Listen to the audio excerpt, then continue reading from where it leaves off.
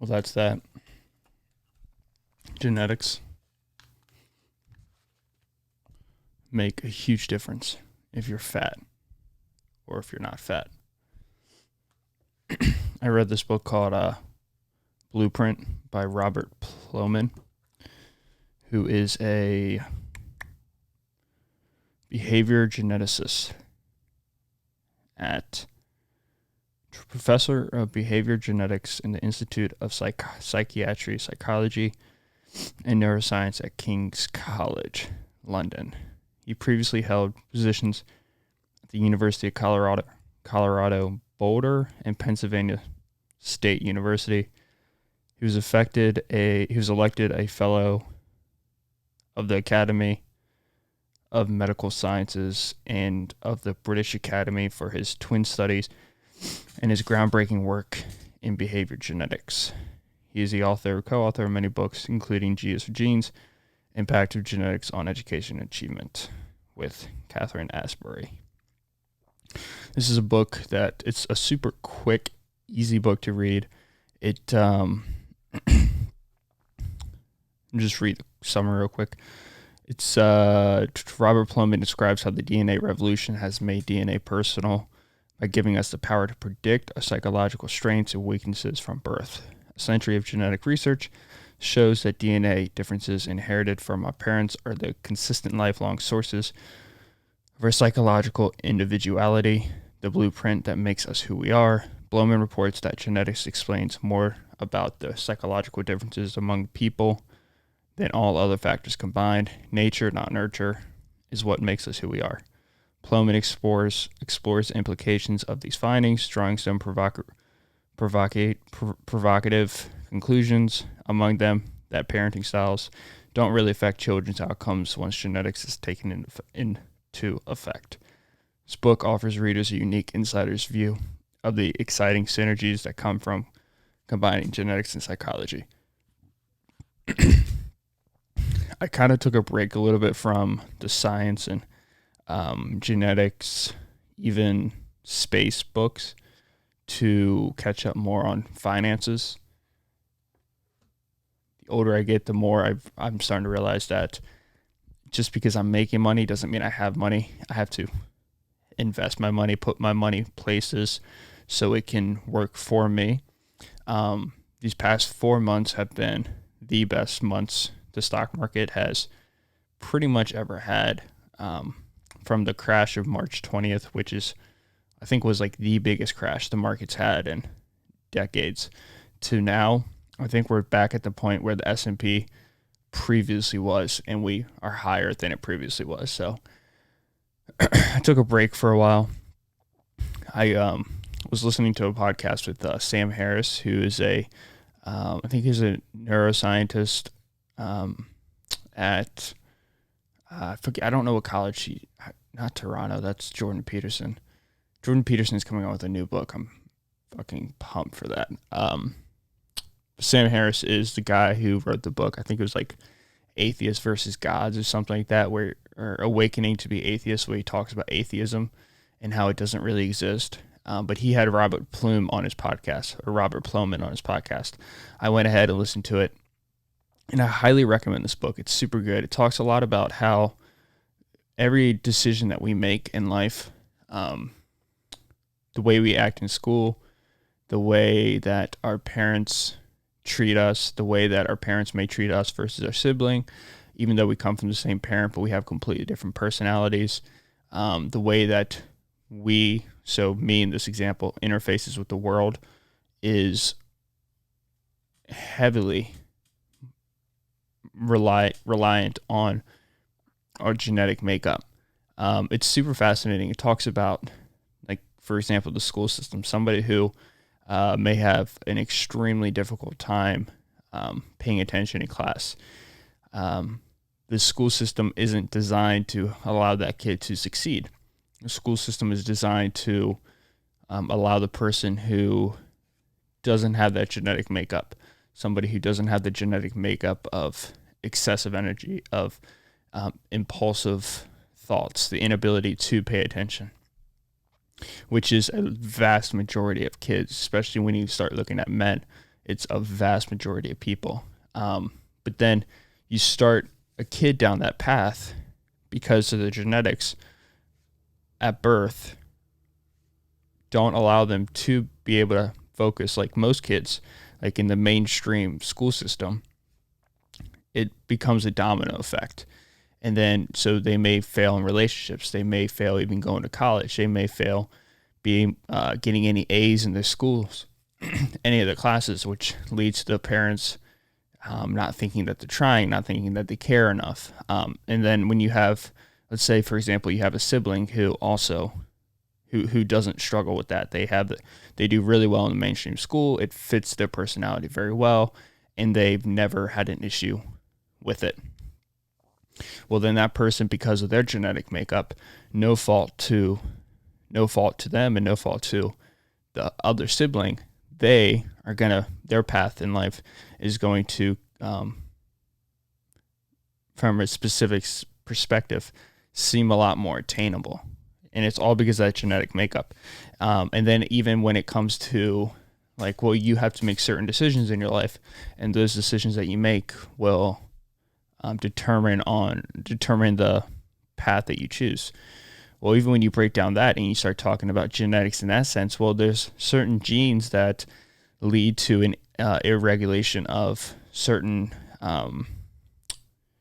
segments of the brain. Jesus Christ, I'm going to break my mic holder with my brim of my hat. The reason why I have my hat on is because I got to get my hair cut. My hair looks fucking wild.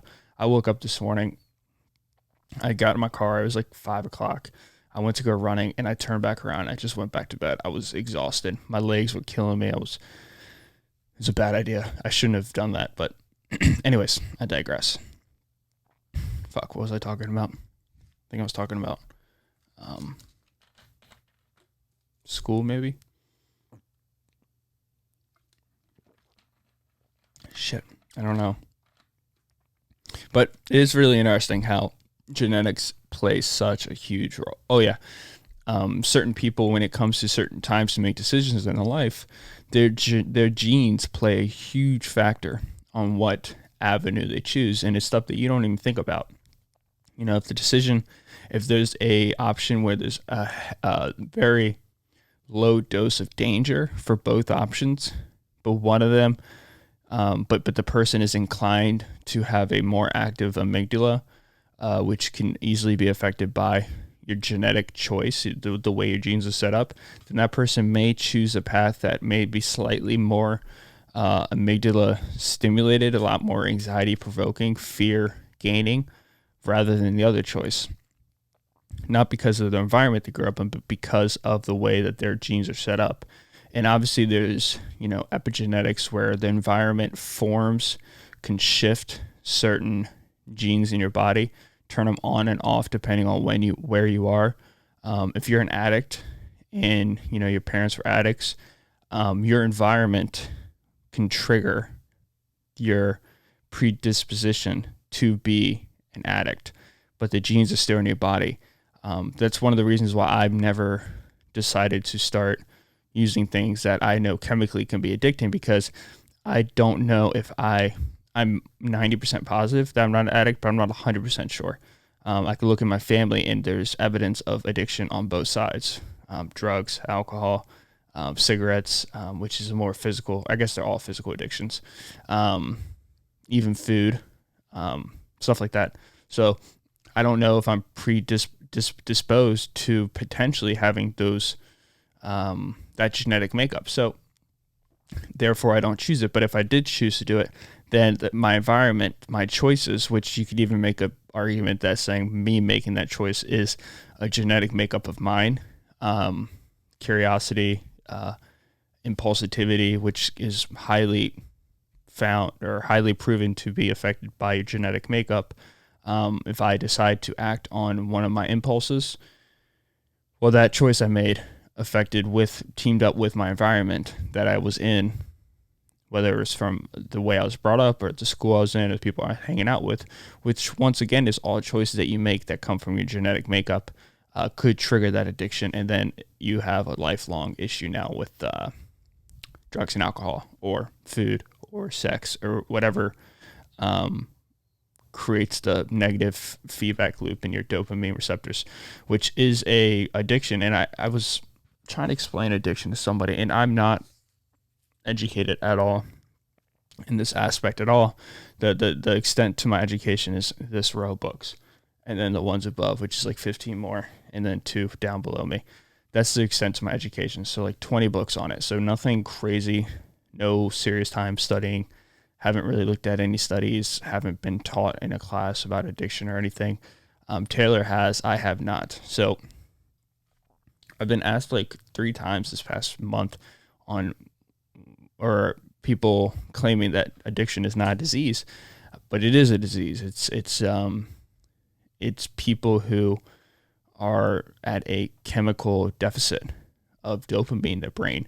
It just doesn't function the same way. They have a broken reward system. Just like kids who are born with Down syndrome, they have an extra chromosome. They have a mutated chromosome in the body.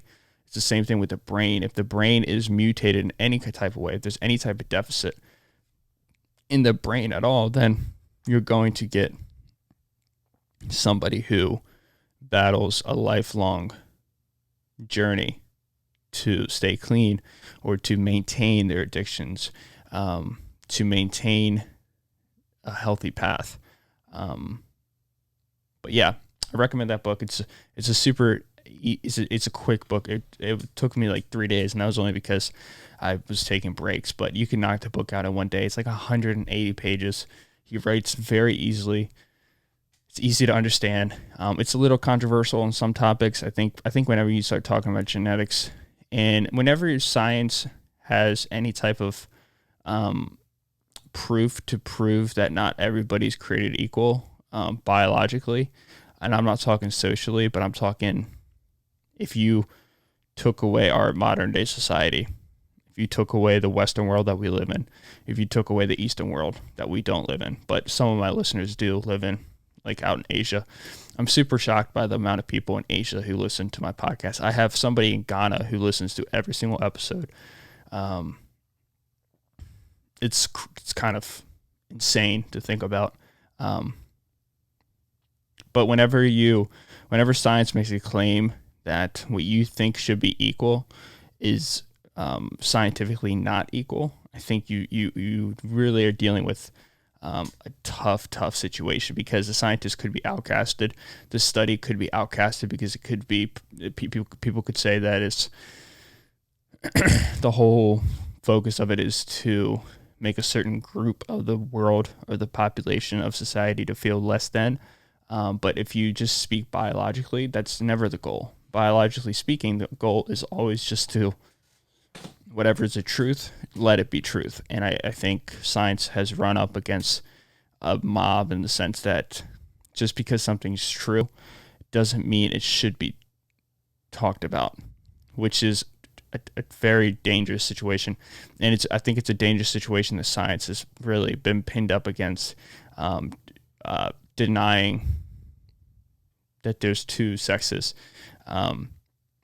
denying that certain cultures or certain people coming from specific places in the world have different biological makeups than other people. People from middle Africa are a lot taller, a lot more athletic. They have a elongated Achilles tendon and a skinnier calf, and they're more aerodynamic and tall, so they can run for longer distances. People from Russia or like Canada, Eskimos, are a lot larger people. From Iceland, a lot larger people because it's a lot colder. Just these different characteristics which come from genetics, which comes from science, biology, removing all emotion from it. That's just what it is. And then trying to implement that into a modern day world is it's difficult. It shouldn't be difficult, but it is difficult. And I understand why it is difficult, because whenever you're making somebody else seem less than, you're going to be pinned up against the wall, and it's going to be hard to navigate through that. But at the end of the day, there's certain things that just are not equal, and biology is not equal. It's never been that way. It would never be that way. If we didn't have machine guns and if our brains were a little bit smaller, I don't think humans would be the number one species. You know, the reason why we're here today is because over 5 million years, our brains tripled in size. Is that from the use of psychedelics? Is that the use from fire? Is that the use for breaking down food, vitamins, killing off bacteria? Is that because of gossip? Because we learned how to work together in a group? Is that because of agriculture? Is that because of God? You know, who knows? Who really knows what it's from? And we have different theories: throwing arm theory, stoned ape theory. Which is, I talk about him all the time on this podcast, Terence McKenna. He was a psychonaut. So I think he also might have had, look this up. I think he might have also had some type of science background. He easily could have also not, though. He's was an American ethnobotanist, a mystic, a psychonaut, a lecturer, advocate and responsible use of natural occurring psychedelic. I don't know what an ethnobot is. The field of study is the study of regions, plants, and their practical uses through the traditional knowledge of a local culture and people. So, using certain drugs or using certain plants to help you with any type of health benefits. Apparently, that's what it is. But he believed in stoned ape theory, which is, as we were coming down from the trees and making our way out into the sub-Saharan Africa, there was rain at that time in Africa where we're speaking of. And right outside of the forest, the water would collect on the outside and it'd be very muddy, be very damp in the fields where it's perfect condition for mushrooms to grow. People started consuming these mushrooms.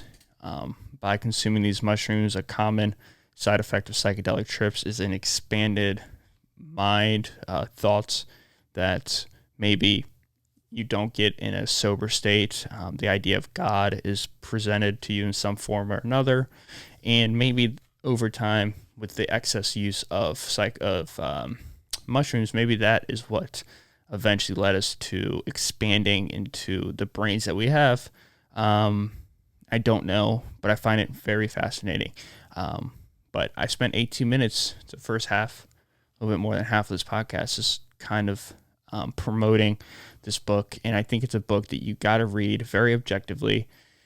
If you have any certain opinions on genetics, if you're somebody who you're going into it refusing to budge from the idea that maybe a lot of the world that we grew up in is because of nature rather than nurture, then I think you should be somebody who reads it specifically. You should especially read it. But I totally understand if you don't.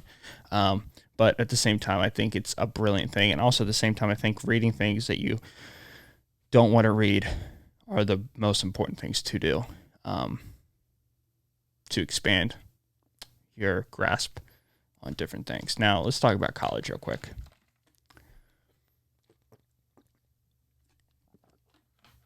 So, I'm recording this podcast on Wednesday. On Tuesday, University of North Carolina had to. Apparently they were doing a bunch of in-person classes. I could be completely wrong. That's another good title. Might just run with this. College is canceled. Look at this, dude. I just, in the middle of my podcast, I just come up with podcast topic or titles because we're not professional here, son. We just do this shit very primitively. We're like the podcast form of chimpanzees, and you guys listening are like the sapiens, and I'm just a fucking chimp playing with fire and bananas over here trying to figure shit out, hitting my stick up against logs to try to get ants and grubs to come out so I can eat them. But like on my last podcast, I was saying I don't think colleges are going to make it till October. I just don't see how it's possible with the cases still going up, and how once you deny access to school, as in classrooms, well, and you still allow students to come back to school. Well, now you're dealing with, 20 to 80,000 18 to 24-year-old kids who still want to do college, but now they don't have to go to college classes. Now they don't have to get up at 7 o'clock in the morning to go to class. Now they don't have to, plan on a Thursday night so they could be up Friday morning. And you're still providing them housing. The restaurants are still open. Liquor stores are still open. Everything is still open. The only thing that's closed is the one thing that they don't want to do the most, which is classes. And now everything's online, and online classes, I don't know why people don't say, but clearly online classes are so much easier than in-person classes. Maybe that's just because of my major, and I have, I'm a business major, which is, it is what it is. It's one of the easier majors in school. But it's just, I don't see how kids are going to make it past October, even September. And UNC already went all classes online, and you can see there's like videos on Twitter and Instagram of just, these campuses, kids just in lines at the bars by the hundreds, inside houses, just partying, having house parties, just raging and not caring at all. No mask, no distancing, no nothing. And you watch it, and for me, I don't find it shocking at all. I also don't find it upsetting. I think, maybe obviously I do find it upsetting. I'm like, well, maybe you guys shouldn't do that. But at the same time, I'm 23. I'm a little bit older than the average college student. But I remember, well, maybe not me. I'm probably not the best example. But I had plenty of friends at 16, 17, 18 years old that would not follow rules because of coronavirus. Like the idea that we expect 17-year-olds and 18-year-old, 19, 20-year-olds, young adults, kids to follow social distancing guidelines while they are in college, university, which is the easiest 4 years of your life probably you could ever ask for. And we expect them to maintain distance from each other. This is never going to happen. It's not going to happen. And it's not one of those things where I think you can really control. It's almost like one of those things where you just want to open up and just let it happen and let it run its course, because all these college towns are just going to become huge hotspots. And it's not just about the colleges, it's about the businesses. I mean, I know for Taylor, she's at Tech, and the city that Tech is in, Virginia Tech is in, is Blacksburg. And you go there and all the stores there are advertised, or you can tell that their market is students and staff, and their advertisement is directed right to them. And they have back to school sales, and they have food sales for football games. They have rooming. If you want to get an apartment, you get a discount if you're a college student. If you're, and then all the employment is by college students, and everything. Like I would say, 100% of everything that takes place in Blacksburg is affected some way or another by Virginia Tech. So it's really understandable it makes perfect sense. And this is, I've run across people that freak out when they see videos like that. And it's like, well, you got to understand these towns already have been struggling because people had to go home early.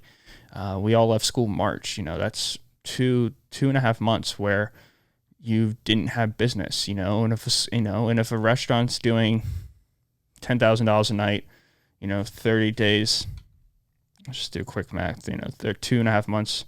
What's that? 75 days. They're doing $10,000 a night. They've already lost like $750,000, just in that time period. Now, summer comes along and nobody's really up there. They're probably only doing, $100,000 to $300,000 in revenue, if that, and the restaurants will close for a while too. So it's completely understandable that people want kids to come back to campus, that they want school to continue. They don't want to stay home. And it's a tough situation. Especially when you're looking at colleges that are in major metropolitan areas, like University of Maryland is right in College Park, and College Park is like 10 minutes from Washington, D.C. So now in that situation, you're dealing with a hotspot. It's going to become a hotspot for coronavirus. It's going to happen. It's going to happen in Blacksburg. It's going to happen in Morgantown, Ann Arbor, Michigan. going to happen all across the country. But now it's going to seep back into everyday life. Not saying college isn't everyday life, but college is a bubble. You know, it's a bubble. It's a mini city paid by your parents between 17 to 23. But if the coronavirus, it's going to pop that bubble, and it's going to be into everyday people. It's going to be into the major cities. I don't know. You just kind of look at a risk reward system. I know for me personally, I don't care if I like being online because I can save money on gas, which is huge for me personally. But I know I can totally understand the perspective, especially if it's your first semester at school that you don't, or if it's your last semester at school, like Taylor, for example, you want to be at college, you want to enjoy the experience. I don't know. And I know a lot of people have already had Corona, and it would be a bummer if they can't do it, even though they already had Corona once, you know, and they don't spread it anymore. I know it's debatable if you can catch it again, but who knows? I'm not a scientist, so I shouldn't speak or anything like that. But, and it's been a long week. I've been struggling to sit down and do a podcast. I don't know. It's just, I picked up a bunch of more hours at work. It's also the last week before Taylor goes back. So this is always a weird week for us, for me, for her especially, but you know, for me and us in general, because we spent these last 7 months, you know, together. And now it's like this final stretch of school, you know, this last semester where she's in tech, and then she comes back, and then we take like a year off, and then she's going to go to nursing school, but locally. I'm going to continue working. I have like a year and a half left of school. But it's just a weird time of the year. You know, September is always hard. It seems like every time my birthday comes, it's always a weird time in my life. Maybe I have like this extra, like this unbeknown anxiety about aging that like subconsciously bothers me, and I act out because I always lash out around this time of the year, and I don't know what it is. And maybe it's summer ending and fall beginning, but I enjoy that. Maybe it's a money thing. It could be college coming around, got to pay for college and stuff like that. I'm not really too sure what it is. I almost didn't even put a podcast up today. I almost decided just to skip this whole week together, and if I didn't do that, I was just going to put it up Friday, but I figured I could pull it together. You know, if I'm complaining about a podcast, then I'm a fucking lazy piece of shit, right? That's my fault. I'm an idiot. I should be totally down to do a podcast. My hair's fucked up too, and I need to get my hair cut, and I'm waiting for the 25th because that's when I get paid. And let's be honest with you guys, I need money.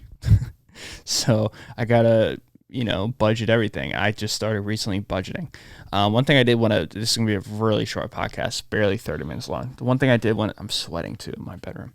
The one thing I did want to speak upon real quick is I remember like probably 10 podcasts ago, I was talking to you guys a lot about the stock market. And I even introduced this podcast. Oh, fuck. I wanted to talk about Elon, but I'll talk about that on the Tuesday video. I wanted to speak about the video when I talked about certain stocks that I picked. I ended up selling all those about a week ago, probably about 2 weeks ago. I sold all the single stocks I had. Should have bought Tesla. God damn it. I put up my Instagram story, the first Instagram post I ever did of Elon Musk in 2017. I look at that and I'm like, dude, I could have bought Tesla at $50. They're worth almost like $1,800 now. But you win some and lose some. But I went ahead and sold all my single stocks because I just wasn't really put in the time that I needed to be good at day trading or be good at trading in general. So I went ahead and I sold them all, and I bought just 2 ETFs. I think I just want to let you guys know. I didn't want you guys to think I'm still holding on. I had like Chegg, Square, bunch of other single stocks that I just sold off, and I just bought the Vanguard S&P 500, which is the top 500 companies. And then I bought the QQQ, which is the top 100 tech companies, because tech's the way of the future, and I don't think there's going to be a market that dominates it at all. One thing that I did see, which was really fascinating, is Warren Buffett went ahead and sold like a shit ton of his Bank of America stock and bought a bunch of gold. And gold is an industry that does really well in recessions, because as dollars lose their in a recession. Essentially, it's a recession because the dollar bill is harder to obtain and it loses value. It's two things happen at the same time. You're in a recession, extended amount of time, depression. But whenever gold always takes off during recessions, because it's I don't know the proper business term. It's a substitute item. It's something that has value, and the value's down if the dollar's down. But if the dollar goes down, then gold goes up. That's kind of an interesting thing about Bitcoin. Is Bitcoin is trying to find where it can weasel its way in to make an impact on that market. But he went ahead and bought like $3 billion worth of this gold company, like Barrick Gold or something like that. But I just wanted to be open and tell you guys about the stocks that I did go ahead and sell. I think I profited off all of them, but I didn't really want to hold them because right now I'm just not ready to take financial risk like that. And I also felt like I was neglecting them because I wasn't studying the stocks as much as I should have. So I just owned those two ETFs, S&P, Vanguard S&P, and the QQQ. But yeah, that's all I really got to say today, guys. I know this is a shorter podcast. This is like 10, 15 minutes shorter than my normal podcast, but losing my voice. It feels like Seattle outside. It's kind of depressing. I really just want to brush my teeth and read my book and chill and wait till I got to go to work and then get a good workout in. But I love you guys. Thank you so much for always showing me so much love on this podcast. I enjoy every second of it. I got some plans for Patreon in the future whenever I get that up and going. I'm looking for a marketing team right now to help me out with the podcast, and I potentially have 2 people, so that's going to be huge if I can connect with them and just set up certain ideas. Anyways, you guys don't care about that. Thank you so much. Make sure you leave the video a like, subscribe on YouTube. Let's see if we can hit 500 reviews by my birthday. We're at 404 right now. My birthday's on September 9th. I remember this time last year I was saying like hit 50 reviews or like 100 reviews. So it's crazy that we're talking 500, 450 right now. But thank you guys so much. I'll catch you then. Peace out. See ya.